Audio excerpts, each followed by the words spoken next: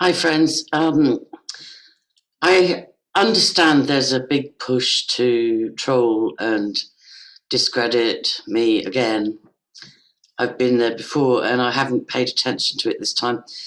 But somebody said a person being particularly active in that arena is, she goes by Shellie Mote. She was besties with Jeanette Archer and planned a ritual with her at the site that Archer alleged babies and toddlers were thrown down a well, dead or alive. And Shellie, by her, I think it was her, that said, yes, she and Jeanette were going, it was in a voice clip that she shared, they were going to do a ritual to release the spirits of the murdered babies and children. I think it would have been more helpful to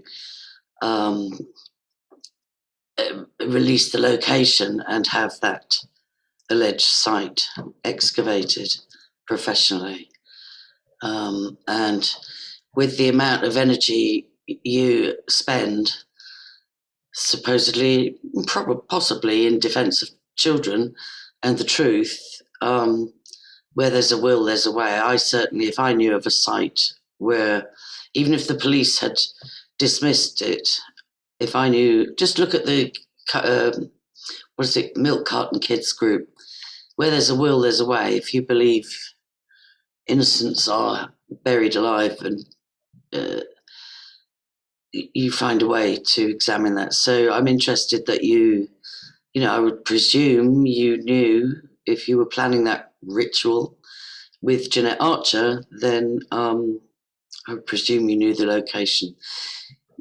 Somebody said the Jimmy Savile chestnut was being chucked around again. You see, it was very clever getting my main YouTube channel taken down, because I'd refuted all the trolling allegations since 2015.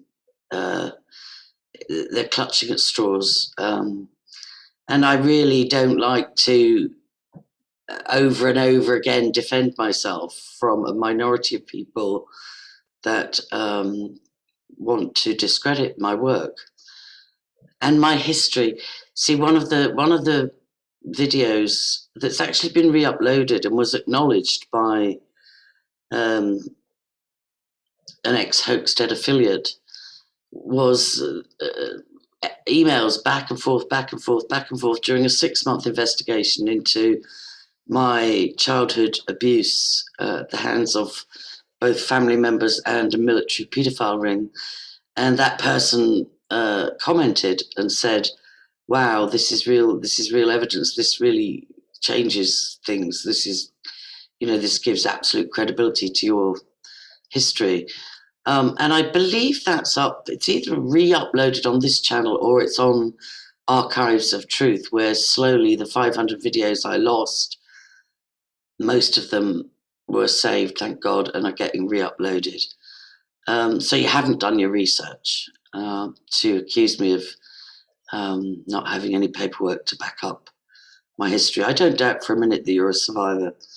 I stand by my convictions that I personally wouldn't be happy with a self-confessing witch being in any position of authority around children. That's just my personal opinion. It's my biblical, scriptural-based opinion. And if you want to frame that as hate crime, you know, what are we going to do?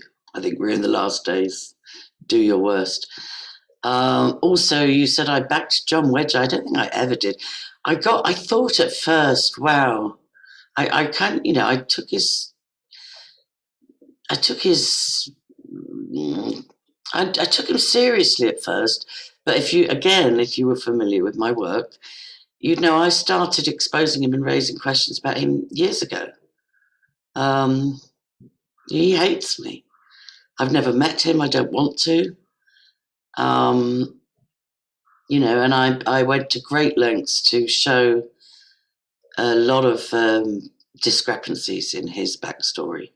So that doesn't fly. Wilfred Wong, no, I've gone against my own Christian community and probably lost some friends along the way by saying I've got a lot of questions about Wilfred Wong.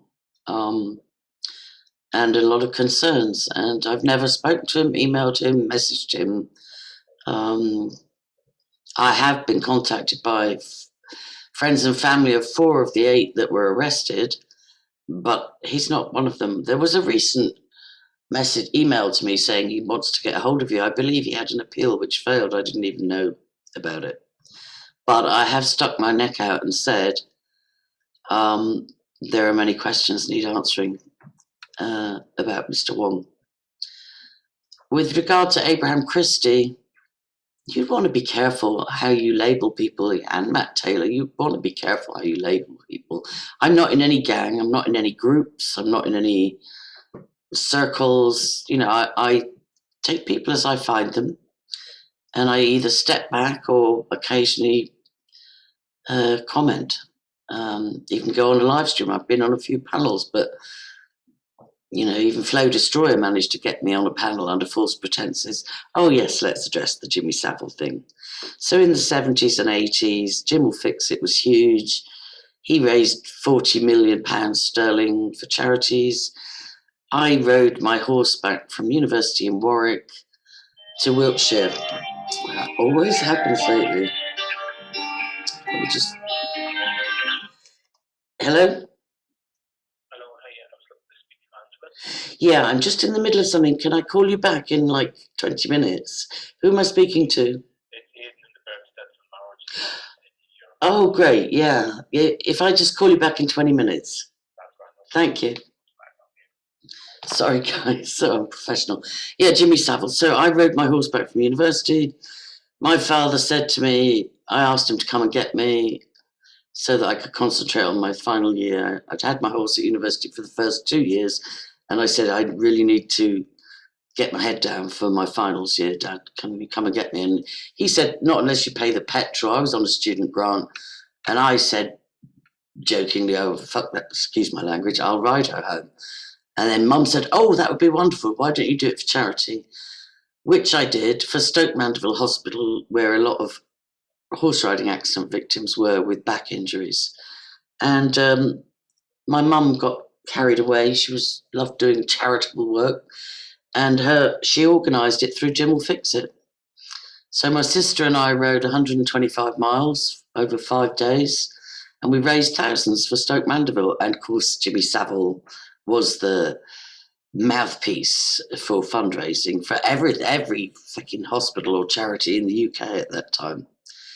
We went to the Czech presentation, had a photo taken. He creeped me out he like put his hand on my thigh during the photograph and just was creepy. But that was as much as I knew or had to do with him. I have spoken at length about that, and I have wondered, given the amount of drugging in my background and the amount of people that my parents were connected to, I have wondered if there were other times where he may have been around me, but none of which I'm aware of, and certainly didn't court.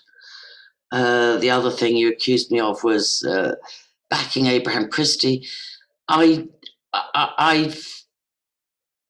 think he's done jail time, possibly for dealing. He may also have a conviction for domestic violence.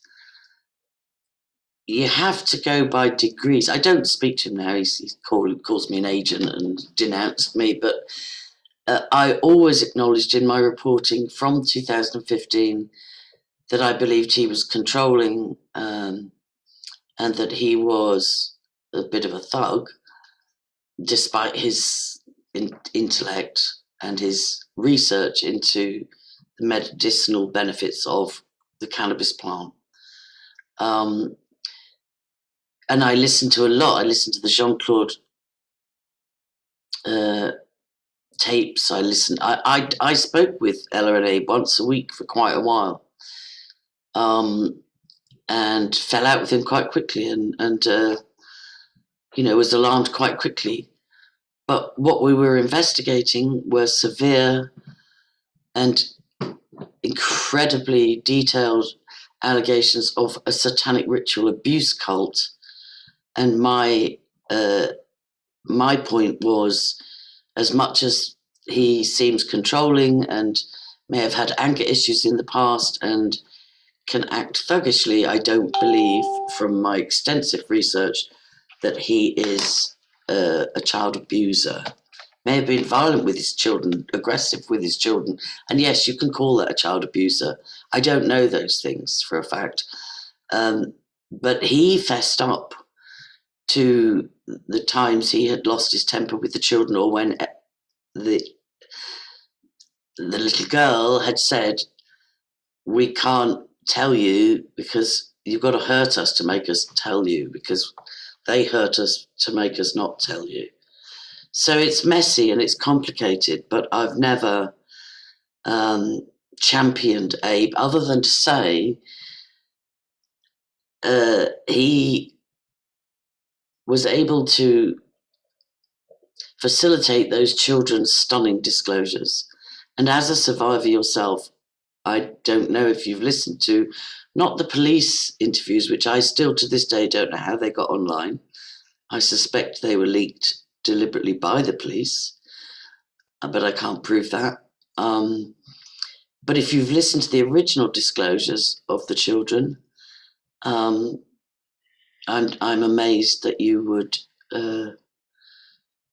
be fussing about side issues rather than realizing, in my opinion, those children never got justice. It was the cover-up of the century. What else? I mean, I don't know. I don't know. I don't know. I don't know you. I don't doubt your past. I was sad to hear your mother was diagnosed criminal, psychopath, or something like that. I don't know. I don't know your past. I do know you fellowshipped with Jeanette Archer and that circle, that group, and you left, and you exposed, and I followed your work for a while until I got uncomfortable with it. I do think you're guilty of, it's a bit like the power of having qualified in safeguarding has gone to your head a little bit, and I think you're trigger happy with reporting. I report publicly if there's no other recourse on serious issues like child abuse, where you're sort of running around the fringes reporting people for calling, for saying, I personally wouldn't be happy with a self-confessed witch having authority in the area of my children, and I'm allowed to say that. And if I'm not, take me to court, whatever. I don't know what the dig was about Irish background. My father's Irish, my mother's English, and I was a child of the military. My father was in the military for 25 years, the British military. And that's about it. It's like every rock that's been thrown at me to discredit me over the years, just ask me, and I suppose in your video you did. So here's your response. But I want to focus on two things. One is to finish documenting my own past, and the other is to do what I can to stop cover-ups happening. And willingly or not, you seem to be helping the cover-up. So the final thing is, I've never spoken to Dave Simpson. I even refused a friend request from him when I saw his closeness to SG. This is the swamp. This is the YouTube swamp. And I think it's a distraction. So God bless. Keep the main thing. And I'm not going to spend a lot of time.